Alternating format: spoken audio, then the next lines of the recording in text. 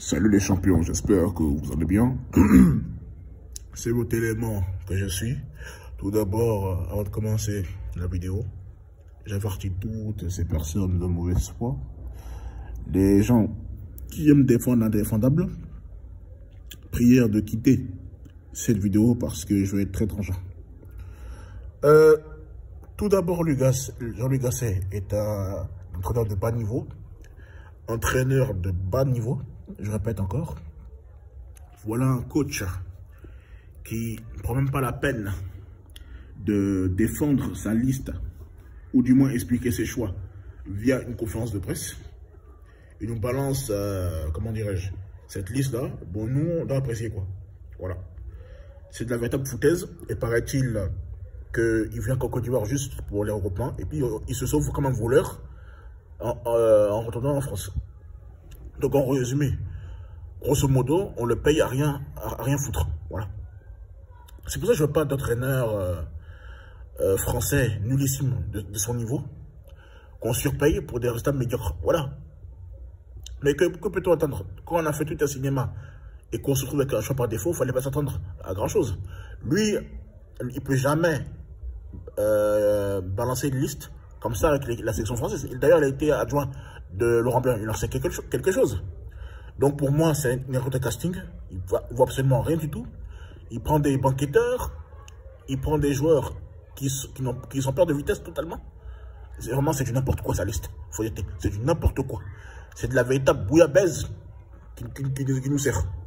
Et j'imagine qu'est-ce que ça donne sur le terrain. Après, on essaie de blaguer avec certains retours, mais il ne peut rien pour attendre. De toute façon, on ne gagnera pas la CAN, on va se faire humilier à la CAN 2024. Et vous allez encore me donner raison en me disant « Ah, mais t'as raison, de toute façon, c'est un loser, il pue la défaite. » Un loser ne peut pas être un faiseur de roi. Je l'ai toujours dit. Il ne vaut rien, il a plus de défaites que de victoires dans sa carrière d'entraîneur. Un gars qui a toujours été numéro 2, il n'a aucune expérience africaine. Vous pensez qu'on va gagner la CAN comme ça? Mais soyons sérieux. À moins d'un miracle venant de Dieu, le tout miséricordieux, pour qu'on gagne, sinon c'est pas la peine. C'est ça le projet réaliste et réalisable. Mais les gars, préparez vos mouchoirs, parce que le projet va vous dégoûter. On va passer maintenant au gardien. Alors Badrali, oui, c'est un bon choix. C'est notre meilleur gardien pour le moment. D'ailleurs, j'avais vu vite fait, j'ai suivi vite fait son match. Il a fait un clean sheet contre, avec sa nouvelle équipe, lors de son premier match en première division sud-africaine. Donc oui, c'est justifié. Ensuite, on a Charles Folly qui est un bon gardien. Il était bon l'année dernière avec le Racing Club d'Abidjan. Et suite à ça, il a été transféré du côté de la SEC à Mimosa. D'ailleurs, il a été titularisé lors de la double confrontation contre le Burkina Faso. Il n'a encaissé aucun but. Et donc, on est qualifié au Chan. Donc oui, c'est un vrai choix.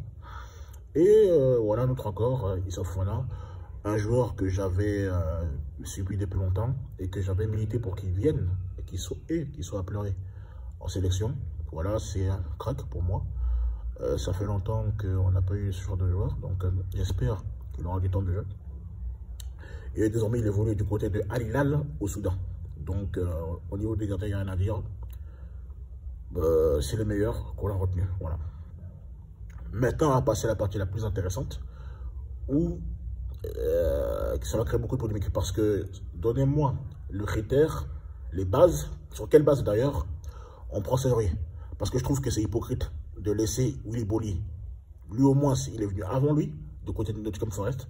Alors que Sergei, j'ai vu sur l'Instagram de Nottingham Forest qu'il a été qui rejoint le club sous réserve d'obtention de visa.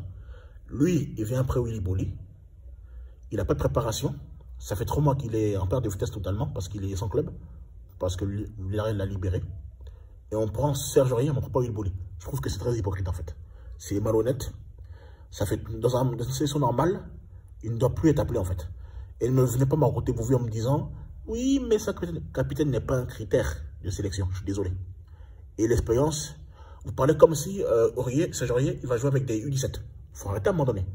Il ne joue pas avec des gamins, il joue avec des gens de beaucoup parmi eux sont mariés ou pères de famille. Donc arrêtez votre comédie là, ça suffit, on en a assez. Serge Aurier n'a plus de niveau, voilà. Suivant. Wilfried Sango, bah, il aura une blessure, il enchaîne une belle performance, il a du temps de jeu avec, comment on appelle ça, Torino, donc il n'y a rien à dire. Il mérite, et pour moi, il est titulaire indiscutable. Et ouais, je voudrais revenir aussi sur le cas Césarier. Vous avez Kofi Kwawo, vous avez même Odilo Kosono qui peut jouer à droite. Donc il y a du bon moment. Même Ateoula, au pire des cas, ça m'aurait convenu. Donc arrêtez avec Césarier. Et en plus, pour moi, ils ne mettent même pas le brassard. Voilà, ça c'est la petite parenthèse. Wilfried Sango, rien à dire, il est bon du côté de Torino, donc il doit être indiscutable. Voilà. Et si jamais, moi j'invite un petit, Wilfried, si jamais on te fait banqueter à cause de Aurier, viens plus en sélection. Voilà, concentre-toi sur ton club. Voilà, c'est de ça qu'il s'agit. Simon Dely. Voilà encore un banquetteur, quelqu'un qui ne sert à rien. Je pense que c'est un des défenseurs les plus nuls de l'histoire de la Côte d'Ivoire. Il ne m'a jamais convaincu en sélection, il ne sert à rien. Depuis la CAN 2021, il n'a pas de... des fois même, enfin, il n'a pas tant de jeu.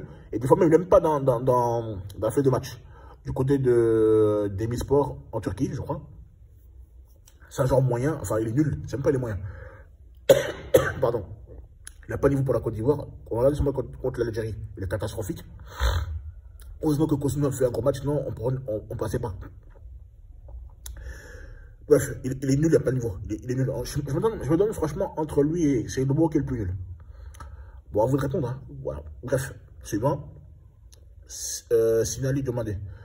Le gars, il est blessé, il rate la canne, il ne joue pas. On ne comprend pourquoi en fait. Parce que si vous me dites il joue à Lyon, c'est pas écrit dans une sélection en fait. Il ne joue pas. Depuis début de saison, il n'a aucun match dans les jambes. Il aura une blessure. Pourquoi on le prend? Il n'a pas de niveau. Et puis pour moi, j'ai toujours dit, il est sur côté. Je ne dis pas qu'il n'a pas de talent, mais il est sur côté. Il n'a rien prouvé à Lyon. Je ne sais pas sur quelle base on le prend en fait.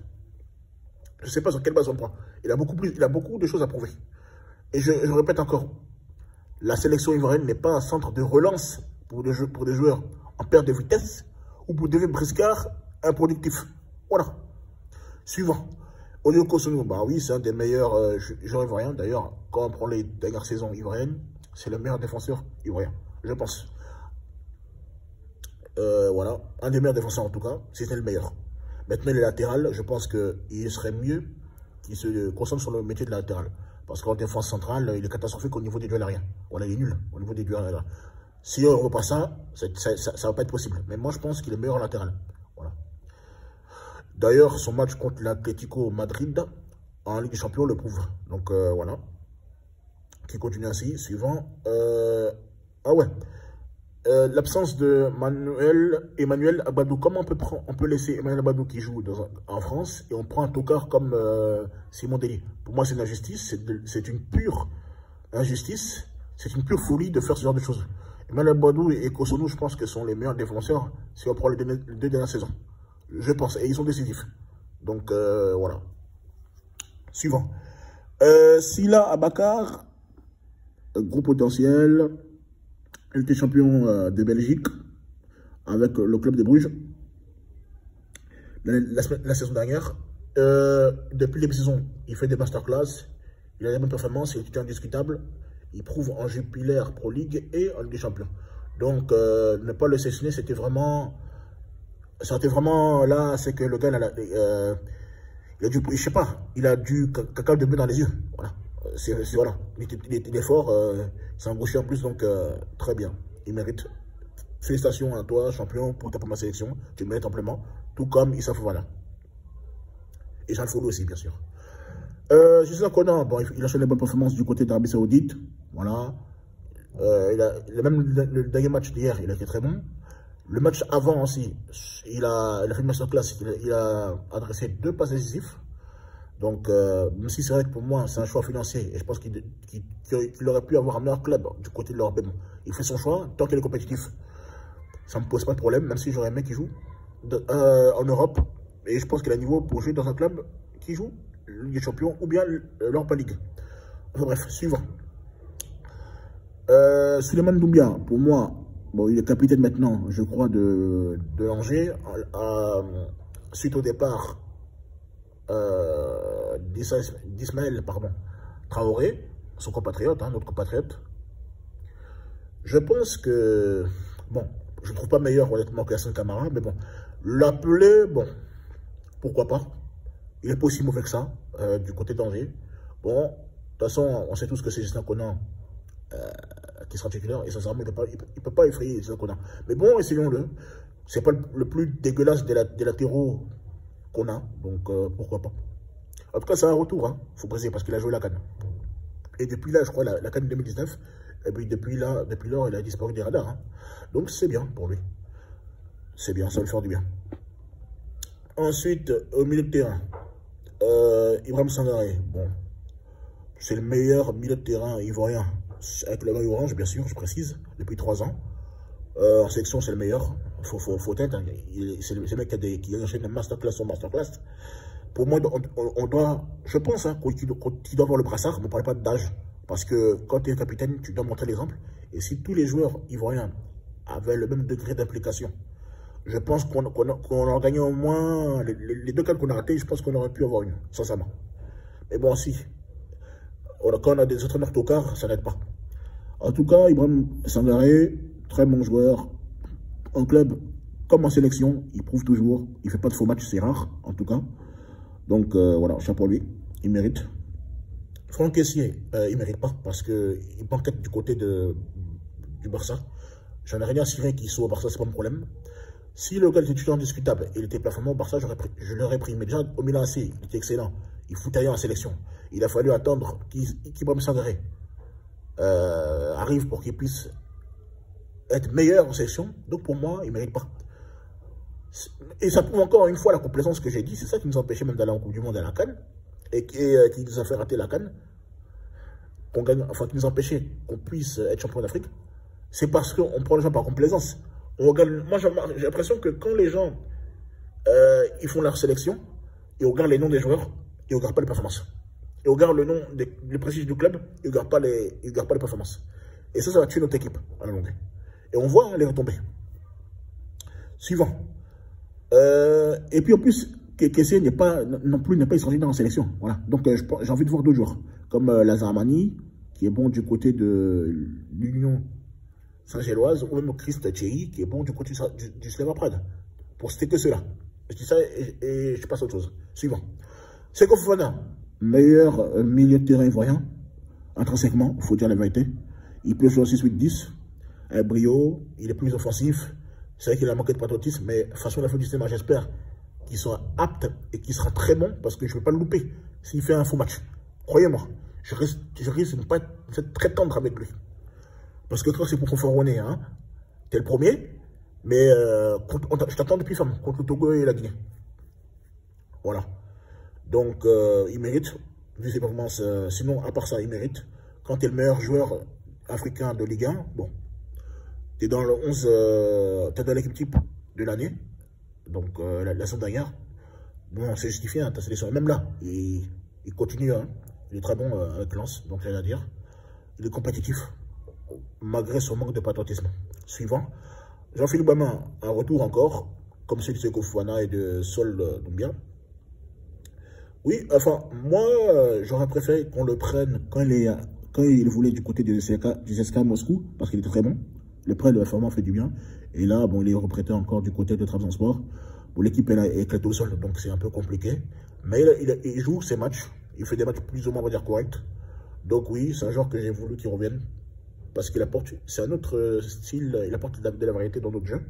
C'est pas le milieu qu'on a d'habitude, donc voilà. Et puis il est très polyvalent, il peut jouer milieu de terrain, défenseur central, ou même latéral droit. Donc ça fait plaisir de le revoir. Et j'espère qu'il aura un peu de temps de jeu quand même, mine de rien. C'est un bon joueur. Bref, suivant. J'aime Kelsey, je l'ai à peu près parce que quand il joue du côté de Hull City, en deuxième division, je pense qu'il y a des jeunes plus ambitieux qui méritent la sélection. Lui, il a eu son prime. Il n'a pas pu saisir sa chance. C'est vrai que ces derniers temps, il était bon, mais là, Hull City, quand même, il faut arrêter. Voilà. Et puis, il n'est pas tout le temps titulaire. Hull City, qui est un club moyen de championship. Donc, à un moment donné, ça suffit. On va arrêter de forcer. Et on doit passer à autre chose. On doit rajeunir notre effectif. On ne va pas passer notre temps à prendre des noms, quoi. Voilà. Suivant. Et on va conclure par les attaquants. Nicolas Pepe, il est prêté du côté. Il a été prêté du côté de Nice. Bon, il est plus ou moins. Il fait des productions plus ou moins correctes, on va dire ça comme ça. Voilà. Le temps de retrouver sa femme optimale. Il mérite d'être dans cette sélection. J'arriverai à quoi, c'est qu'il n'a pas de niveau parce qu'il C'est un banquetteur. Il n'a jamais pu s'imposer du côté de Trabzonspor en Turquie. Il a été prêté à Fatih Karamadjouk. Il n'a pas de niveau, il faut être honnête. Dans ce cas-là, j'aurais préféré qu'on prenne des mecs comme Amad Diallo, des Simon Dera qui sont meilleurs que lui intrinsèquement. Donc, je vois pas l'intérêt de le prendre en fait. Voilà. Masgradel, il n'a plus de niveau aussi, pareil. Il n'y a aucune sélection sérieuse qui a un ailier de 35 piges. Même CR7, qui était ailier de base, enfin, qui jouait ailier quand il était à son prime, il est aujourd'hui neuf parce qu'il ne peut plus courir, il ne peut plus faire les efforts. Même Messi, qui jouait sur le côté, au Barça à l'époque, il est aujourd'hui numéro 10 parce qu'il ne peut plus faire les efforts. Donc, si ces mecs-là, qui sont des top players en force et en puissance et qui ont prouvé, c'est pas un joueur moyen.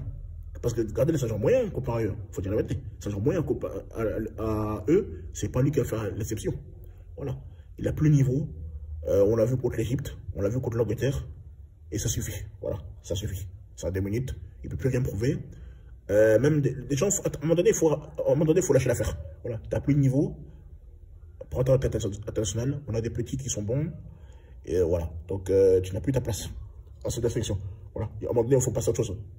On est fatigué de ces rescapés de la CAN 2015 qui ne peuvent plus rien nous apporter. Il faut dire les thèmes, et je dis les thèmes, que ça plaise ou non. Gradel n'a plus de niveau, en plus il fait des petits sont très poussifs. Voilà, donc il ne peut rien nous apporter. Merci. Pour les services rendus à la nation, suivant. Maxwell Cornet, oui, il mérite parce que franchement, arrivé du côté de West Ham, c'est pas titulaire, mais de toute façon, pour moi, Cornet, il vient en tant que joker. Et puis, c'est ce qu'il fait du côté de West Ham, hein, avec les Hamas.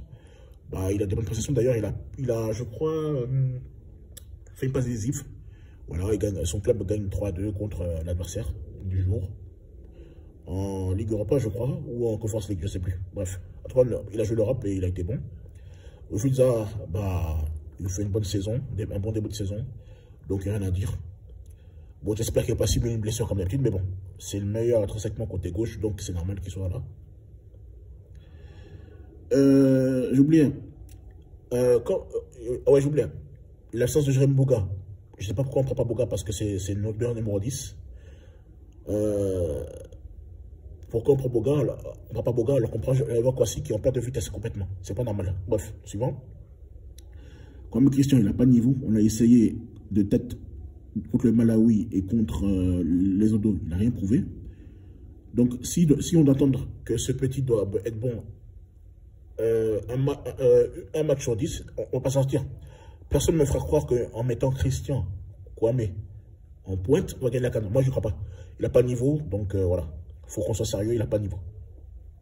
Voilà. Ensuite, suivant. Ensuite, comment on appelle? J'aurais même préféré même qu'on prenne Franck Boli, à la limite.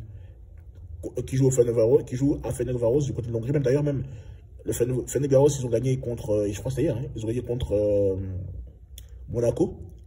D'ailleurs, il est à l'origine du but. Donc voilà, c'est un attaquant qui a des qualités, mais qui est vraiment sous-côté. C'est malheureux.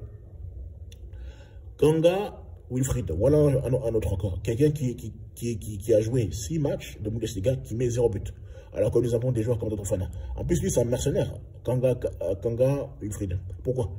Parce qu'il a joué, je crois, avec les U20, un match avec les U20, et après, il est retourné avec l'équipe de France, U20, je crois qu'il a disputé le tournoi de Toulon. Et après, quand il était bon du côté de, comment on appelle ça? Du côté enfin, il était en Suisse, je crois, au Young Boys de Berne, il n'a jamais montré son patriotisme. Comme il n'a pas de niveau pour l'équipe de France, il vient. En fait, comment on peut laisser d'autres Fofana, qui a marqué encore hier d'ailleurs même, en Europe, je pense en C3 ou C4, on va prendre un gars comme ça, un joueur moyen qui n'a rien à nous apporter. Mais c'est pas possible. C'est pas possible. On laisse un des meilleurs Ivoiriens, les plus décisifs, on prend ce genre de joueur. Mais c'est de la véritable plaisanterie, ça. C'est de la plaisanterie. Mais bon, je ne suis pas étonné. Je ne suis pas étonné, en fait. Je ne suis pas étonné. Enfin, bref. Voilà. Il n'a pas de niveau. Il ne va rien nous apporter. Il y a plein d'autres joueurs qu'on a pu prendre en vérité. Voilà. Bref, suivant. Ensuite, Jean-Philippe Crasso. Bon, moi, j'ai parlé de lui. Hein, et je suis content qu'il soit sélectionné parce qu'il mérite. De toute façon, il avait fait un bon tournoi de Toulon, je crois, à l'époque. il y a 5 ans en arrière, où il était décisif aussi. Ils ont été finalistes du tournoi en 2017. Voilà, donc là, il s'impose du côté de Saint-Etienne en Ligue 2. Donc pour moi, c'est justifié. Félicitations à lui. Et j'espère qu'il aura du temps de jeu lors de cette fenêtre FIFA. Donc c'était ce que je pensais. C'était tout pour aujourd'hui. Qu'est-ce que je peux ajouter d'autre encore avant de vous quitter? Il y a des joueurs qui méritent d'être là, mais il y a beaucoup qui sont là par complaisance. Les gens, ils n'ont pas de niveau. Et on ne peut pas prendre des joueurs sur la base du vécu ou du statut. On prend des joueurs sur la base de performance. Si tu es performant en club, tu dois être sélectionné. Voilà. On va prendre des joueurs moyens, on va prendre des joueurs qui n'ont pas de niveau, on va prendre des joueurs qui sont refoulés par d'autres sélections pour venir les entasser et ils vont nous apporter. Je suis désolé. On veut de la concurrence dans cette sélection. On veut de la concurrence. Et je répète encore, si on veut être une grande nation de football, on doit prendre les meilleurs. Quand on regarde les différentes sélections, les plus grandes sélections, les grandes nations de football, comme le Brésil, l'Argentine, la France, l'Allemagne, pour citer que cela, c'est la concurrence à tous les niveaux. On prend les meilleurs. Il peut y avoir une ou deux complaisances, hein, après. Ça, c'est vrai, je ne vais pas mentir. Mais en général, on prend les meilleurs. On ne va jamais prendre quelqu'un qui est sans club. Ça, c'est pas possible. Donc voilà. Donc franchement, on veut les meilleurs et on veut des joueurs qui ont l'amour du maillot aussi, pour mettre dessus. Parce que ça ne sert à rien de prendre quelqu'un qui est fort, mais qui n'a pas l'amour du maillot, comme Wilfried. Voilà. Je le dis ouvertement.